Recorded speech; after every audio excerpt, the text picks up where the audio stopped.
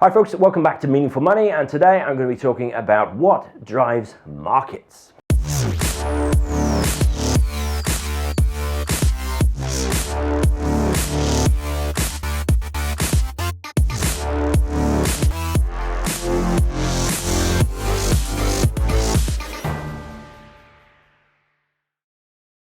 Had a call from a client today asking the following question: will what's going on in Syria affect my portfolio? And it's a good question. You can substitute Syria for pretty much anything that's going on with the world. It could be an economic event, a geopolitical event, somebody drops a bomb somewhere, or whatever.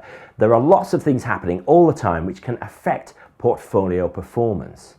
Now, there are two key things which affect markets, two primary things that affect them day to day. The first of these is fundamentals. This is the basic mathematical and economic building blocks of the world economy, right? So things like the economic health of a nation or a group of nations or an area of the world or the world as a whole, the general economic well-being and health.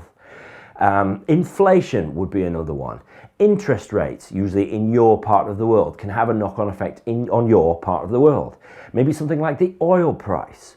Maybe if you're investing in shares, the performance of a particular company or a sector of the market. These things can affect market movements and hence your portfolio. Now, the second main driver is sentiment, how investors feel about what's going on in the world and in the markets and the actions they take as a result.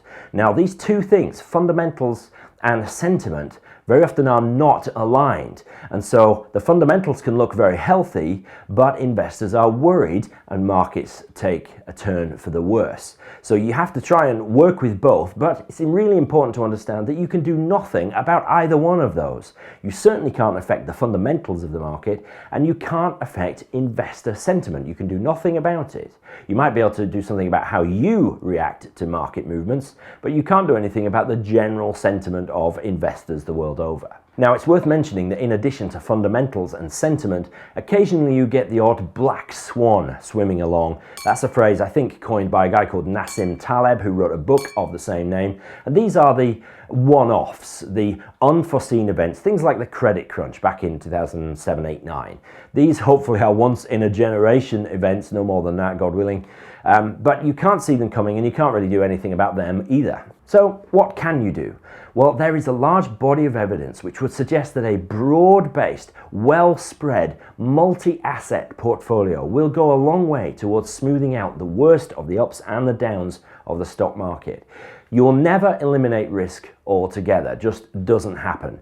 But you can get rid of the worst of the ups and downs by spreading your money around. There is, of course, more to it than that, and we're going to cover those things next time. The three main ways that you can reduce risk in a portfolio, or at least manage it. So stay tuned for that next Friday. But the best way to not worry really about what's going on in the markets is to stick to your guns. Set the portfolio up correctly at the outset and then stick to your guns through the worst of the market conditions, and it will pay off. So I hope that puts your mind a little bit at rest. Feel free to leave any questions in the comments, and there's some links there as well to other stuff which might go with this. Thanks for watching. I'll see you next week.